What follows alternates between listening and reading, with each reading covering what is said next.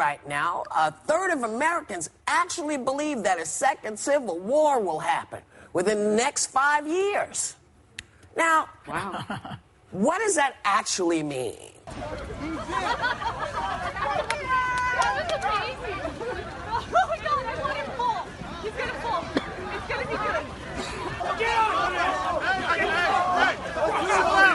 The deep trends of these two parties hating each other has been underway for about 30 years. It's getting deeper all the time. Are we on the brink of a second civil war? 11 years after 9/11, the FBI stated that eco-terrorism and animal rights extremists were the most serious domestic terrorist threat in the United States. Move.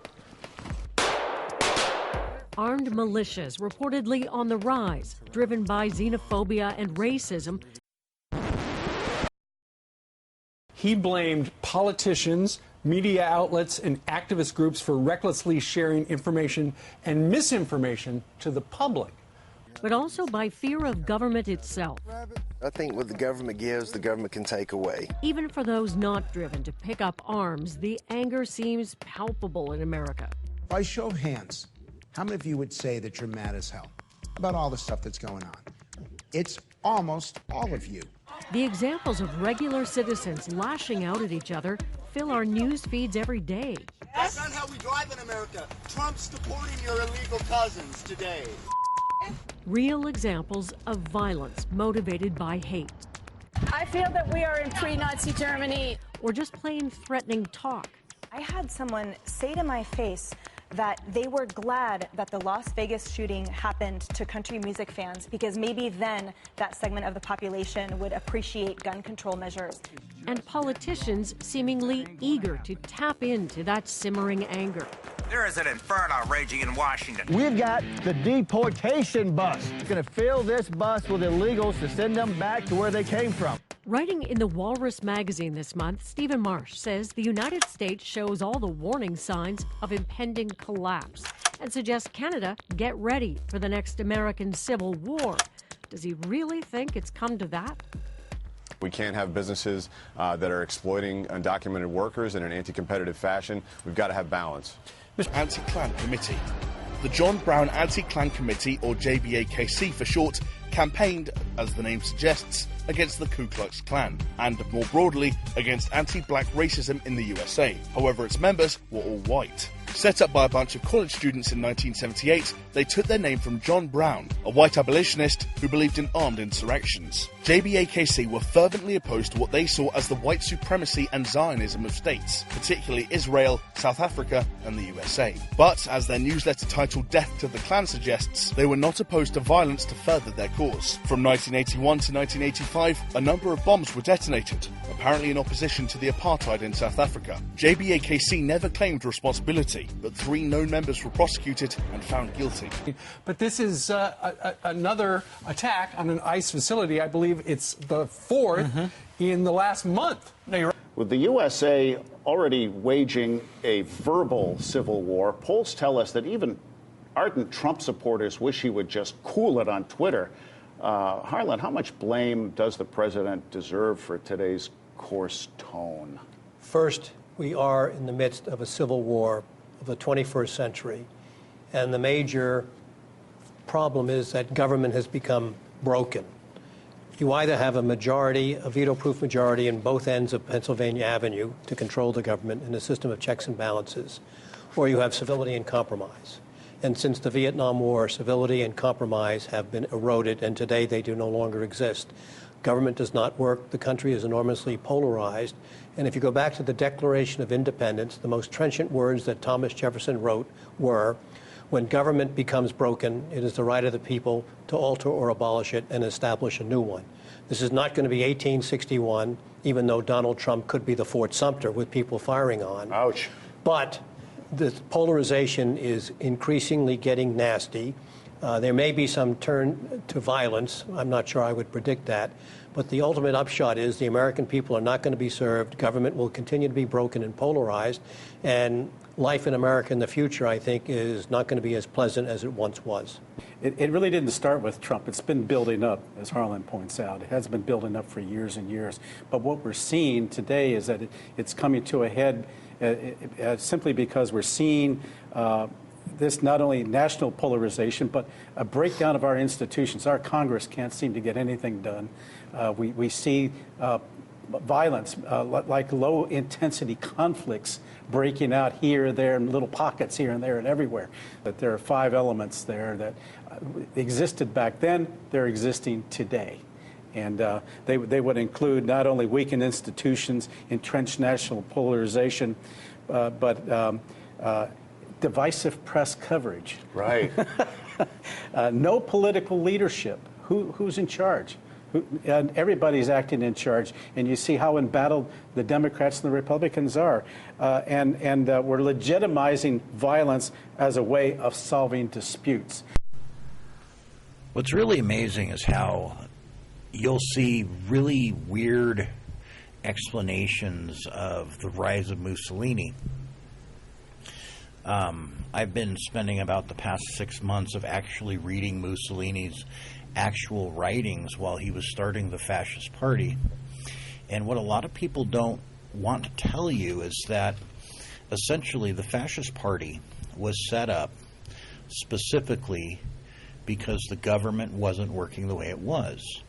So Mussolini came up with this idea that if there was only one single political party, everybody would be moving in the same direction. So essentially what he did was he created a single-party democracy. Now, he envisioned what he called proper socialism. That means that when we turned into the 20th century, his idea was that human labor was also a material that the elite could distribute in a socialist society. So essentially what he had planned on doing when he took over Italy was having the government take over all of the large factories and corporations so that the government ran those. And he gave really a lot of people that were lower end, that weren't big companies, he gave them all sorts of tax breaks so that small businesses could grow.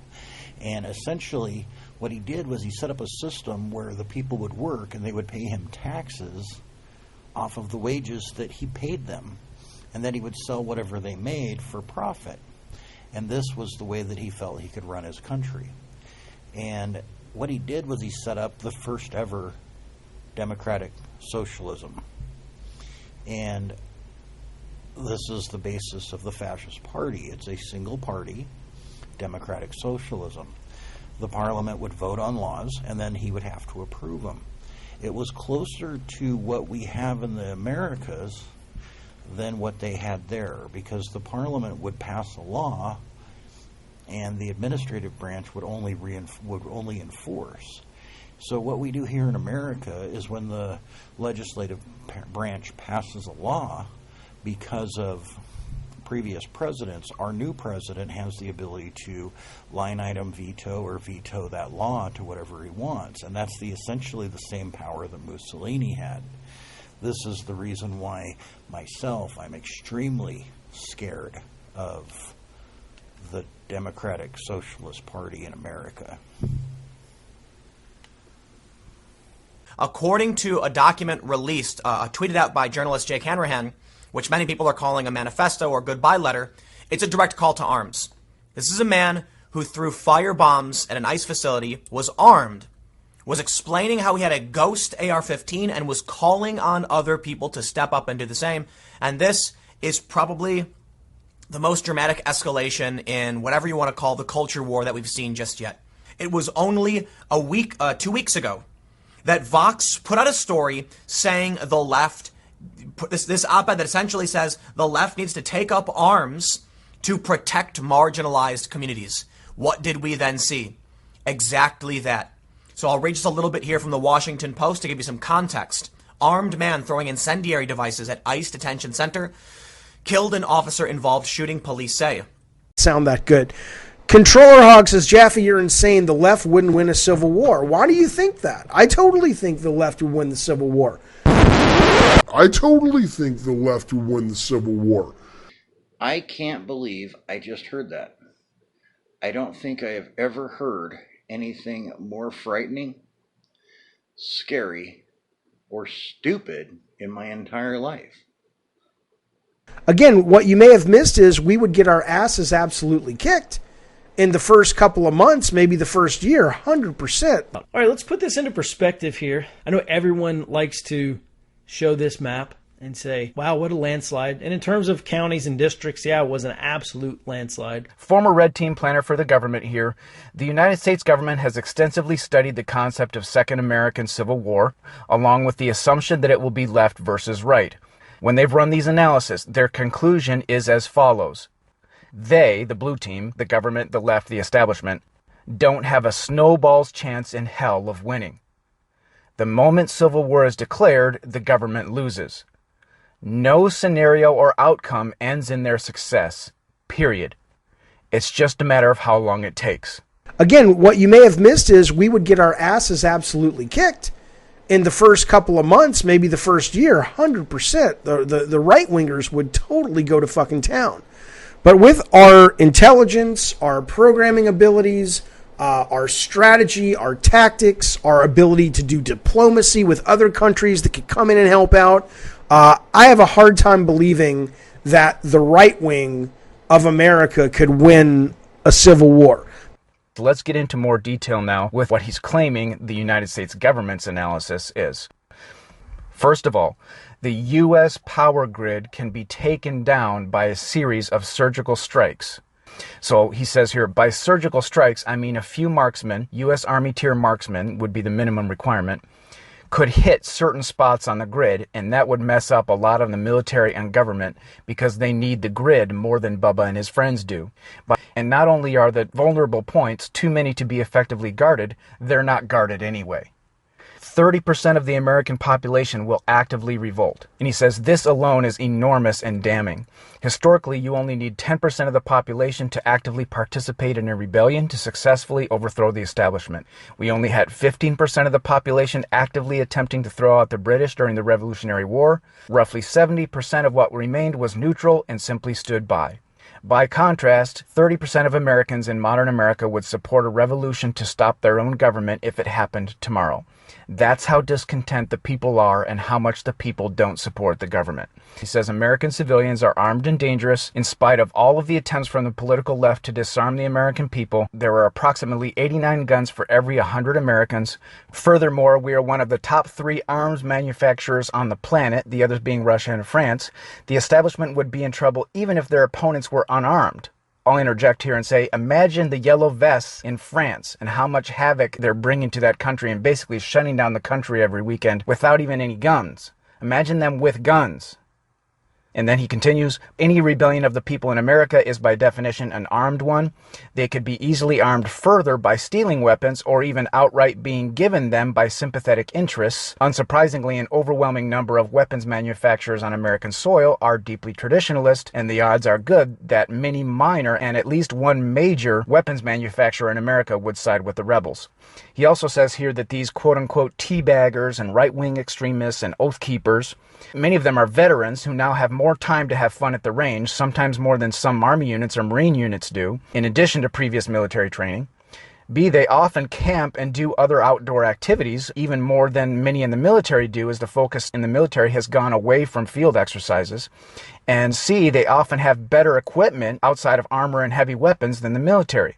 And he says here, the fact that the military has better armor and heavy weapons is kind of irrelevant because many of the places in which the revolutionaries could hide would make that kind of war that the United States fight with that type of equipment basically pointless. And what he's alluding to here is fourth generation warfare. For example, the United States military has had a very tough time in Afghanistan against a bunch of 90 IQ guys with flip-flops because they're fighting fourth generation warfare. So we'll get into that a little bit more in a second, but that's what he's hinting at here. So let's look at the raw numbers. We've got 50 to 65 million grassroots right-wing people. Let's say 10 million on the low side, alt-right people who have already given up on political solutions. In this grassroots right-wing group, it's majority men, it's majority white, it's majority gun owners. It's about 25 to 28% of the voting age population, which is much more than enough to carry out a revolution. They own most of the guns in America, which is about 400 million guns. Most of the current military and former military is in this group. The military voted 2/3 for Trump in 2016. So let's compare this now to the military numbers. We've got 2 million people in the military total. Only 1.5 million of that is active. And a huge percentage of that number of military people is not boots on the street type people. They're stationed overseas, or they're in the Navy, they're in the Air Force. They're not people that can just put boots on the ground to keep order. So boots on the ground, you're looking at maybe 1 million. So that's the current military. Now, let's look at former military. There are many times more former military in the United States than current military. You've got about 20 million former military in America. 18.5 million of them are men. A little shy of 2 million of them are women. Now let's look at the police. There are less than 1 million police officers across the entire United States of America. And remember, America is huge. America has 330 million people in it. You got less than 1 million police officers in America.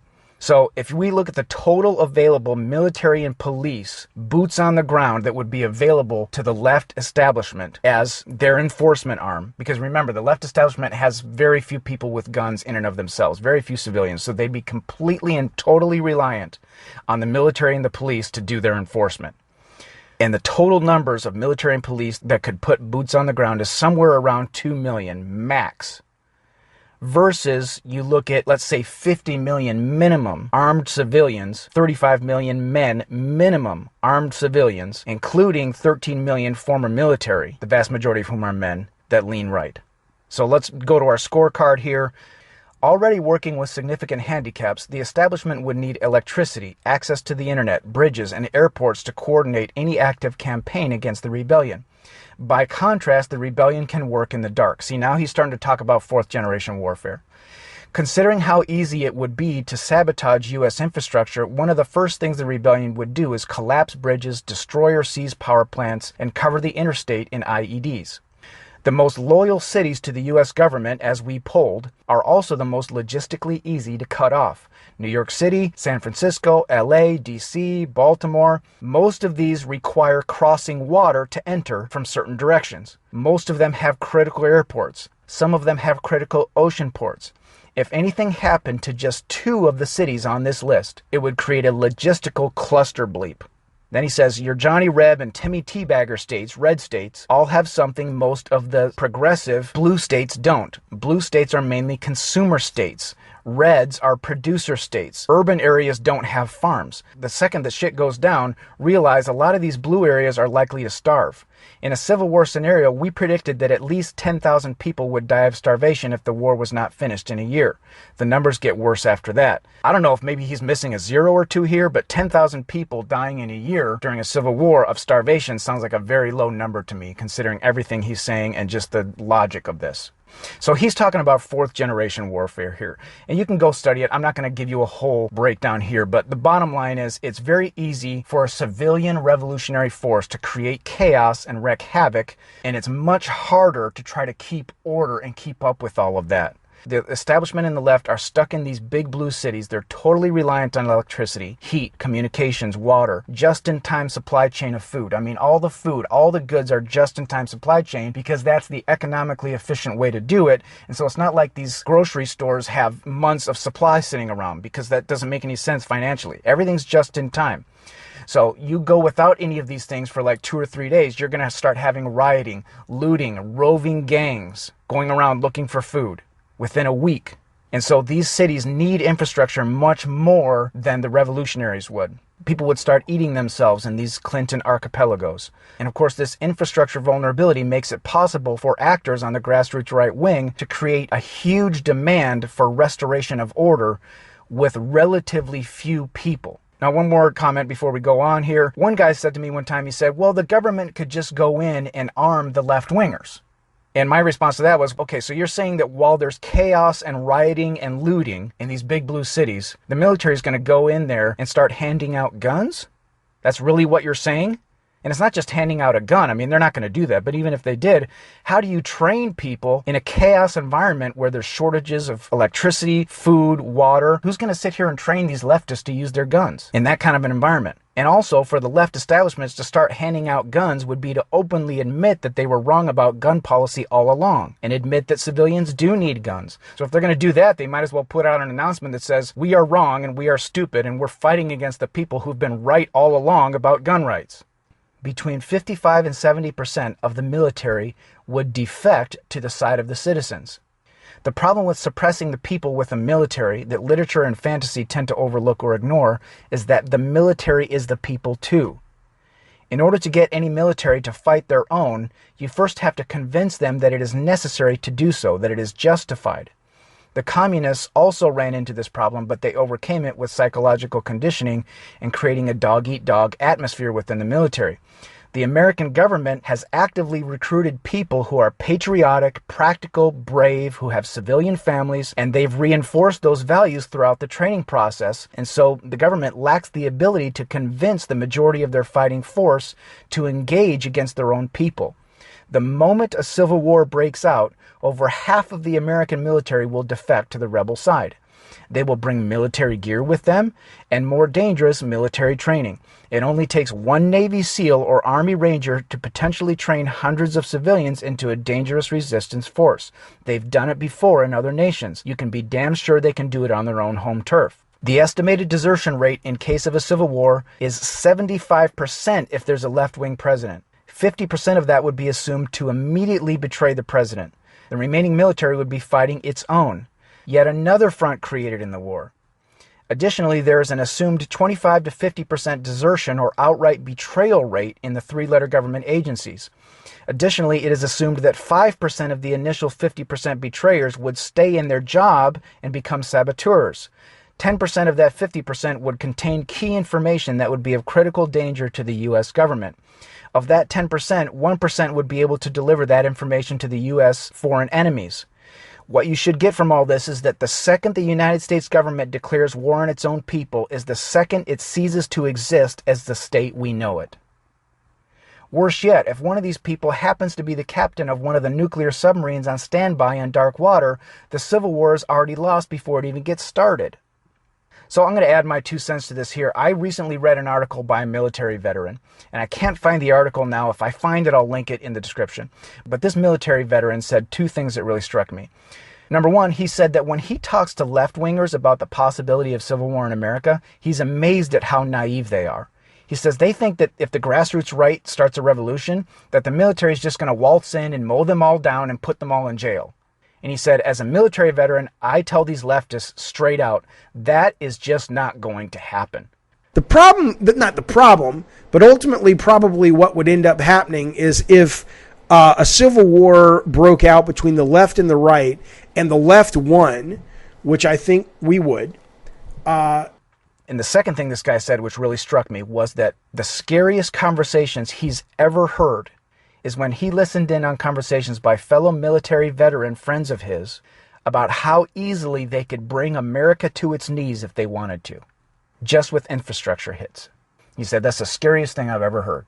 Obviously, the military has advanced weaponry that the grassroots right wing would not have, at least at the beginning. But again, their ability to use this would be somewhat limited or very limited because of the realities of fourth-generation warfare. One other thing I hear from people sometimes is, what about secret military magic weapons? Well, even if they exist, who do you aim the weapon at? How do you tell the difference between a revolutionary and civilians who are just trying to protect themselves and survive? You can't do nukes, you can't do chemical weapons for PR reasons and practical reasons. It would kill more blue people than red people anyway. People say, well, there's swarms of drones. Okay, so how do you program a drone to tell the difference between a revolutionary and a civilian who's just trying to protect himself and his family? How do you program a drone to tell the difference between a group of revolutionaries and a group of regular civilians who are just banding together to try to protect themselves against roving gangs? How can a drone tell the difference? It's not like the revolutionaries are going to be wearing uniforms and going around advertising who they are. So, any ability to use vastly superior weaponry or any super weapons, if they exist, would be dramatically hampered and limited by infrastructure problems, military defections, the nature of fourth-generation warfare, and the limitation also of having to manage perceptions to the international community. where you're fighting against your own population and there's civilians, and revolutionaries could suffer losses and claim that they're civilians. You killed a bunch of civilians. You see the problem here. Taking America in a land war is almost impossible. The U.S. has way too many choke points, and the government forces would often be on the wrong side of them. This ties into the logistical nightmare, but it also has to do with an odd phenomenon, which is that liberals like to live near the ocean. Many of the dividers of the country, like the Rocky Mountains, the Mississippi River, Appalachia, the Missouri River, are red state areas. And of course, air travel is a thing, but a majority of the U.S. government's needs would have to travel by ground. And even still, many of the major airports are outside of the city. And of course, the U.S. would use military base airfields, but if civil war did break out, which bases would be safe? Which ones would have fallen to the deserters?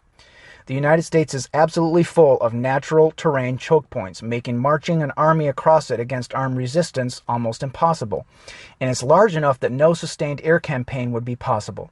The Japanese Admiralty realized this themselves during World War II, which is why many of them were against attempting to invade. Also, by an interesting coincidence, most of those choke points are in hard conservative states where the resistance would be strongest. The government would lack the ability to reclaim its own land by force, especially when the previous point about infrastructure is taken into account. President Lincoln, on the matter of potential European involvement in the First American Civil War, stated, "All the armies of Europe with Bonaparte as a commander could not take a drink from the Ohio." So I'll add my commentary to this, which is simply that the center of the United States, the red area of the country, flyover country, is totally self-sufficient in every way when it comes to the basic needs of life. They literally need no one else. They don't need international supplies of anything. They don't need the coasts at all. They can supply their own food, all their basic needs they have available to them. The coast, the blue areas, are heavily reliant on the center in that regard. And if supplies were cut off from the center, they would need much heavier shipments and help from overseas, which obviously takes a while. It takes ships a while to arrive. And of course, it's difficult to supply everybody and distribute everything when there's no electricity, when there's no communications, there's total chaos, there's roving gangs, etc. I mean, look at this map of the Clinton archipelagos. The leftists are almost all crammed into a few tiny geographical areas, these big coastal cities. So if you want to look at some interesting information about how the center of the United States does not need anybody for anything, watch a video that I'll link in the description by a guy named Peter Zehan, who's a geopolitical expert who talks about this. International involvement. This is what this guy says. Russia has already publicly stated that it will support any rebellion in the United States against the establishment government and will send troops and aid to support the resistance. I think it's less likely that any foreign country would actually put boots on the ground in America with their own military, including Russia. Because if you think about it, the United States of America, the biggest purchasing power nation on earth, a lot of these economies all over the world are completely dependent or almost completely dependent on the U.S. economy to continue running. They're just going to want it to be over with as fast as possible so we can get back to business as usual and they can keep making money. So I'm not going to say there's a zero chance of boots on the ground, but I think it's less likely than what this analysis is saying. Some people also point out China might help the left. I think it's very unlikely they would put boots on the ground. They don't actually have that much international expansionary military capability, but they could very well supply the left wing with arms or finance or whatnot if it came to that. But again, their economy is almost completely dependent on American buying power. Some people also say, oh, NATO and the United Nations would send in troops. And some people say that as if it's some kind of a trump card for the left establishment. And I just have to laugh. I mean, NATO has a grand total of 400,000 forces. So they can't just all abandon their posts. And by the way, that reminds me of a good point I think I forgot to make about the U.S. military, which is a lot of the U.S. military is overseas. They're tied up in all sorts of stations. They can't just leave everything they're doing and drop everything and come back to America. So that takes a lot of the military out of the picture as well. And all these NATO forces can't just abandon their posts and fly over to the United States to do whatever.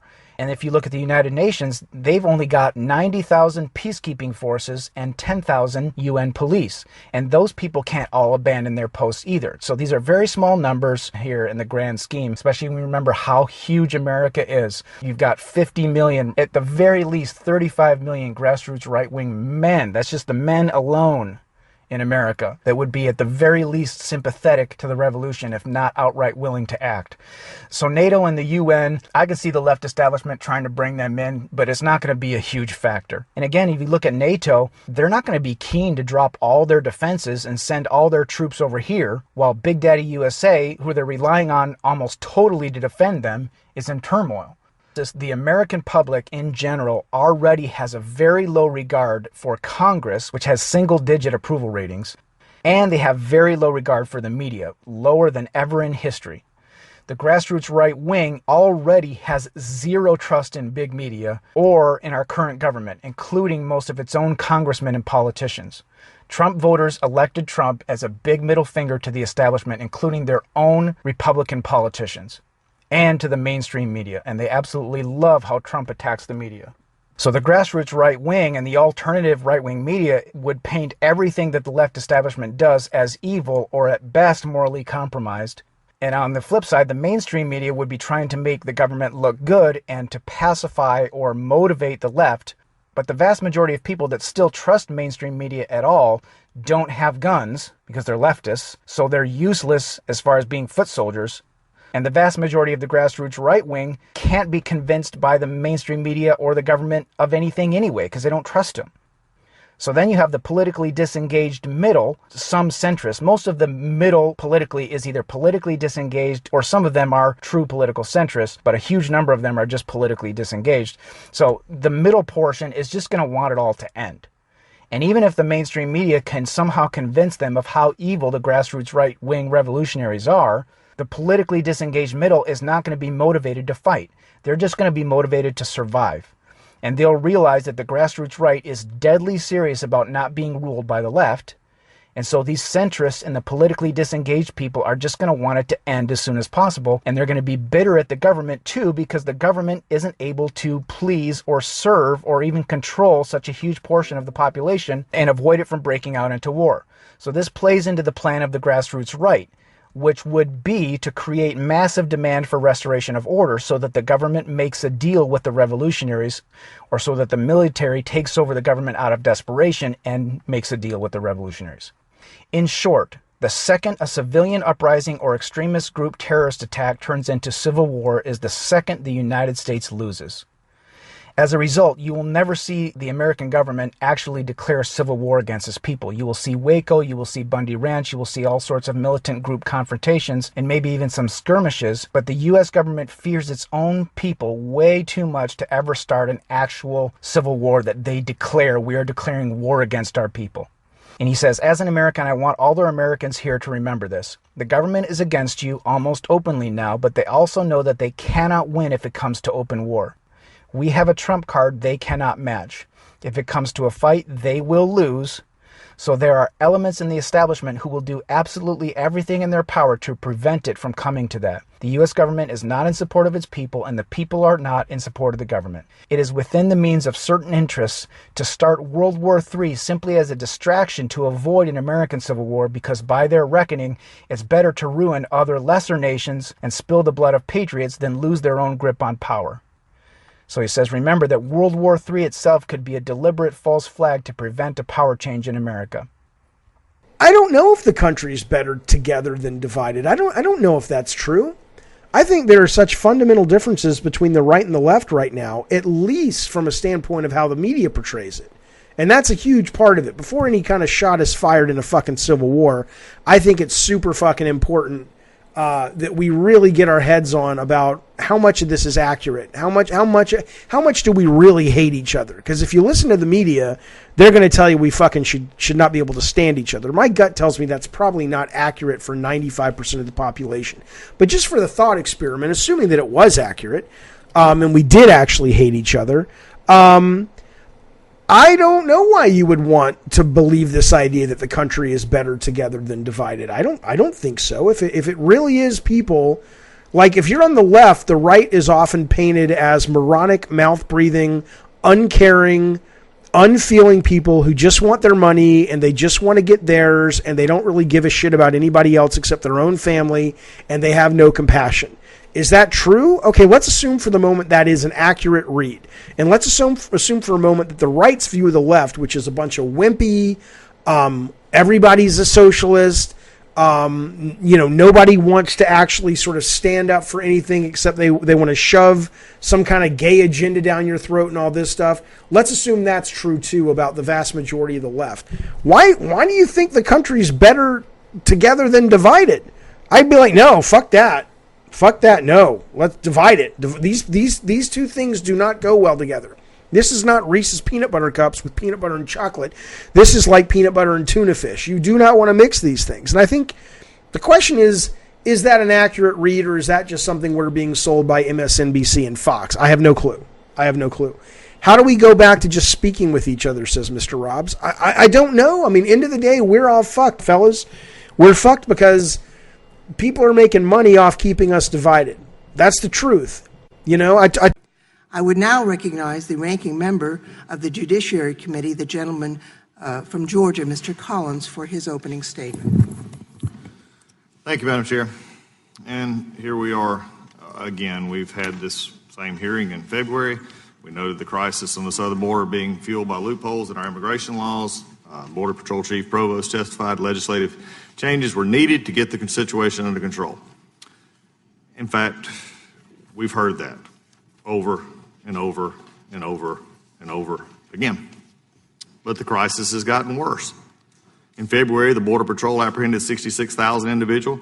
That number has been above 92,000 every month since, peaking at over 132 apprehensions in May alone. You know, just last week I was horrified and deeply affected when Secretary McClellan told me that there are 3 ongoing cases where a small group of children, 5 to 8, in each case have been used by dozens of different adults to cross our border seeking release in the U.S. And my colleague's claim is we care. Look, I'm going to stop. I'm not going to read this. You know what is dehumanizing? Is continuing to bring the same witnesses or the same people from the same agencies to talk about this over and over and over again. What's dehumanizing is doing that and not doing anything about it. That's what's dehumanizing. It's talking about a problem, and never putting a solution up. I've talked about this almost at every one of these so far, especially in the last few weeks. And look, my Democratic colleagues have ideas. I may disagree with those ideas, but put a bill up. I have a bill, put mine up. Make amendments to it. Do whatever you want to do. That's what Congress is supposed to do. Dehumanizing is this. This is dehumanizing. And also, what a competent and capable majority would do is actually put a bill forward. Instead, we're not a competent and capable majority, undoubtedly using the words of the ranking member of the subcommittee. We're not capable and competent because we're not putting bills forward. Democrat Governor Kate Brown has ordered the Oregon State Police to round up all Republican senators at gunpoint. This is real. Let me just make one additional note here. This is my home state. This is the capital of my home state, Salem, Oregon, where I was raised for most of my youth. Governor Kate Brown held a press conference earlier this week, and whenever she was asked about the state police having been instructed to round up the Republicans and bring them to the state capitol, she deflected. She knows that what she's doing is authoritarian, and she doesn't want to be on camera admitting to that. Typical smarmy politician. If it comes to this, can the OSP, do their troopers have authority to place them under arrest, to put them in handcuffs? The Oregon State Police Communications Director will be happy to answer your questions. They will be issuing some further information shortly. It is an extraordinary move. Would you agree? Absolutely. But I would also argue that the challenges that we face as a state and a nation around tackling climate change also require extraordinary circumstances.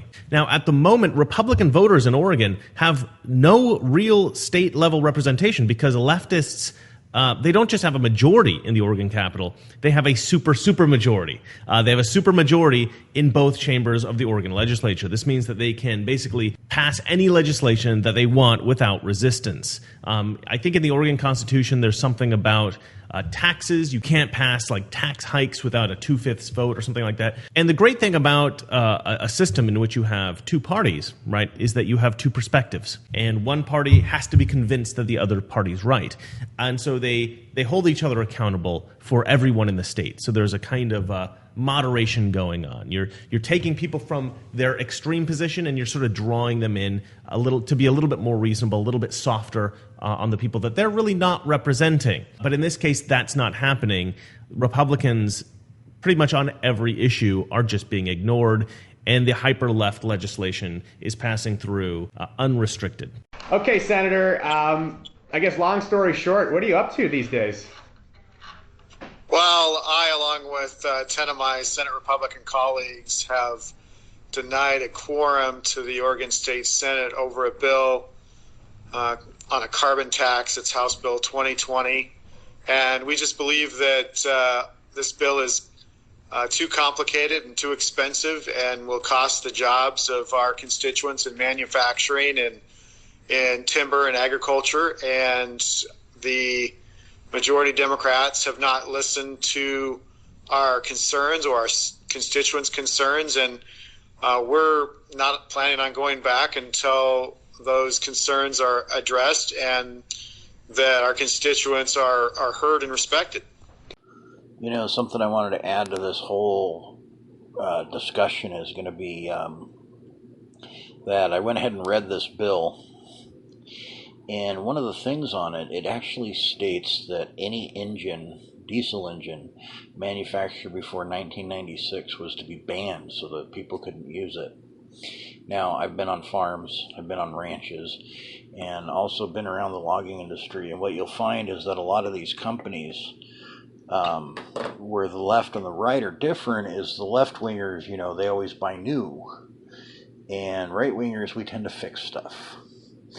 And what no one's taking into mind is that these combines and equipment that these farmers would be forced to purchase brand new, they cost millions of dollars a piece.